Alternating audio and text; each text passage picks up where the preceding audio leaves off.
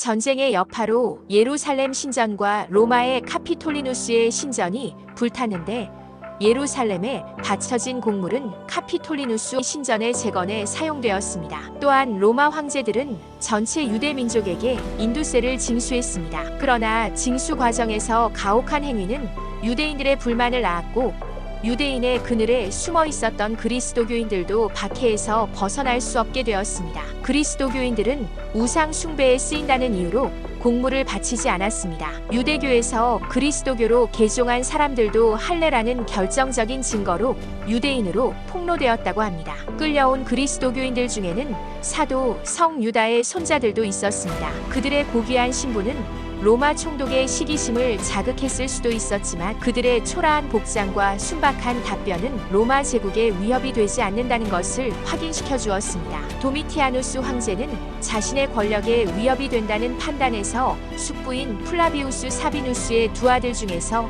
큰 아들을 반역죄로 유죄를 내렸고 반면에 용기 없고 무능한 동생 플라비우스 클레멘스에게는 오랫동안 호의를 베풀었으며 자신의 조카딸 도미틸라와 결혼시키고 그 둘 사이에 태어난 아이들을 양자로 삼고 후계자로 키우려고 계획하였으며 클레멘스에게는 집정관 직책까지 주었습니다. 그러나 클레멘스는 집정관이 된 지 1년도 되지 않아 사소한 부실로 처형당했습니다. 도미틸라 역시 캄파니아 해안으로 추방당했고 이 사건에 연루된 많은 사람들도 사형이나 재산 몰수 판결을 받았습니다. 클레멘스와 도미틸라는 로마의 전통신을 믿지 않았기 때문에 무신론으로 유죄 판결을 받았지만 그 둘은 그리스도교 초기 순교자의 반열에 올랐습니다. 도미티아누스 황제는 도미틸라가 추방된 지 몇 달 후 그녀의 해방 노예에 의해서 암살되었습니다. 이후 황제가 된 네르바는 무고한 자들의 지위와 재산을 돌려줬지만 극악한 범죄자들조차 사면을 받거나 처벌을 면하게 되었다고 합니다.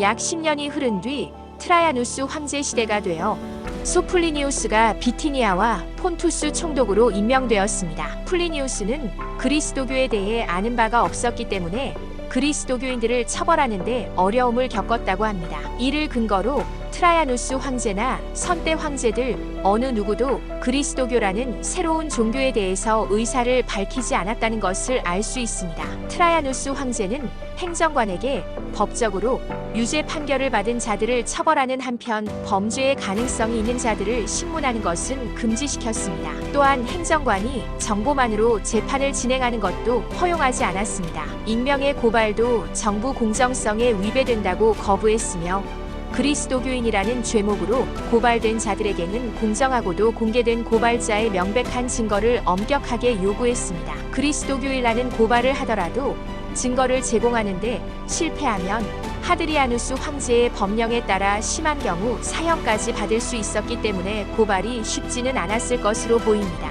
트라야누스 황제는 그리스도교인들을 처벌함에 있어 범죄자들의 도망을 막는 것보다 무고한 자들의 안전을 지키는데 더 깊은 배려를 표시했다고 합니다. 그는 행정관들이 유죄 판결을 받은 자들을 처벌하기는 하되 범죄 가능성이 있다고 해서 신문하는 것은 금지시켰습니다. 로마 제국 국민들은 공식 국가 행사와 제사에 불참한 그리스도교인들을 못마땅하게 생각했습니다. 만일 제국이 최근에 전염병, 굶주림, 패전이나 자연재해를 입었다면 그리스도교인들에 대한 정부의 지나친 관용이 신을 분노케 한 것이라고 확신했다고 합니다. 분노한 군중은 그리스도교인 중 저명한 몇몇 사람을 즉시 붙잡아서 사자들에게 던져지라고 요구하였고 관중석에 자리 잡은 속주 총독과 행정관들은 대부분의 경우 군중의 요구를 만족시켜 주었고 소수의 미움받던 자들을 희생시킴으로써 대중의 분노를 진정시켰습니다. 그러나 하드리아누스 황제와 안토니누스 피우스 황제의 칙령에서는 이성을 잃은 군중의 목소리가 그리스도교인들을 유죄 선언하거나 처벌하는 법적 증거로 인정되어서는 결코 안 된다고 확실하게 선언했다고 합니다. 이런 황제들의 조치로 행정관들은 그리스도교인들이 유죄 판결을 받았어도 제단 위에 약간의 향을 올리는 것에 동의만 한다면 법정에서 무사히 박수까지 받으며 석방될 수 있다면서 그리스도교인에게 쉬운 사면의 길을 제공하고자 했습니다. 그러나 행정관들의 위협과 설득이 효과가 없을 때는 폭력을 동원했습니다. 모든 잔인한 고문 기술들이 동원되었습니다. 죽음을 두려워하지 않는 독실한 여성 신도들에게는 신앙과 정절 중 하나만 택하도록 강요하기까지 했다고 합니다.